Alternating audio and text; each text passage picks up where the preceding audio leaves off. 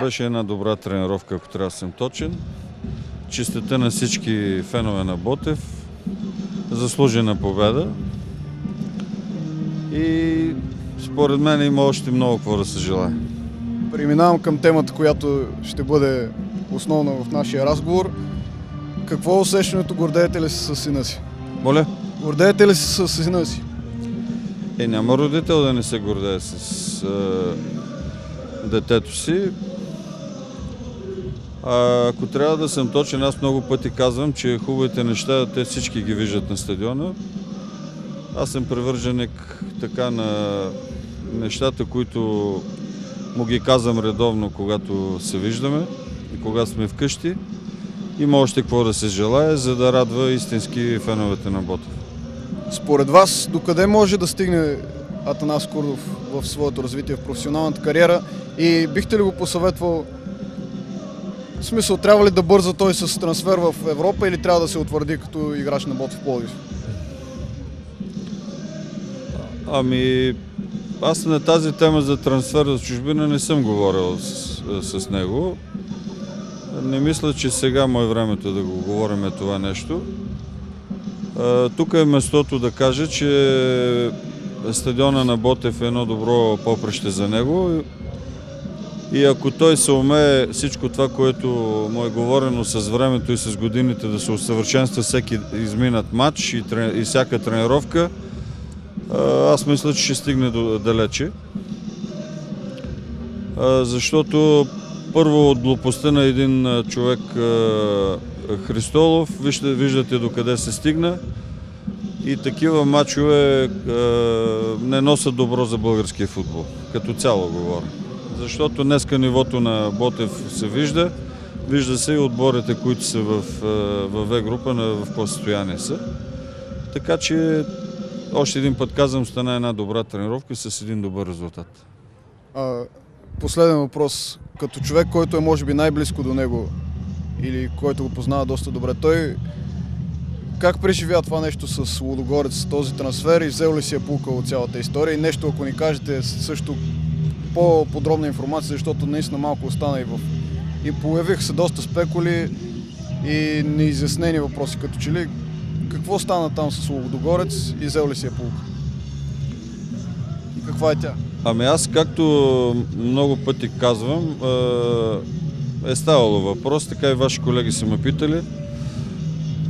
Аз бех човека, който беше най-много против той да напуска Ботев и да ходи в Лудогорец, без така да засягам колегите от Разград. Това според мен беше едно прибързано негово действие.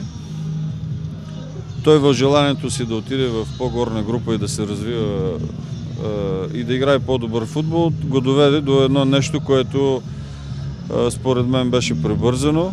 Местото му е тука. Така хубавото случай, че има трезвомислещи хора и в мое лице, и в лицето на Ангел Палийски, и Емил Данчев също, и най-вече разума в хората от Разград наделя. Видяха, че, както каза и колегата Ивайло Петев, че на сила хубост не става. Той мисля, че много бързо проумя и разбра грешката, която е допуснал.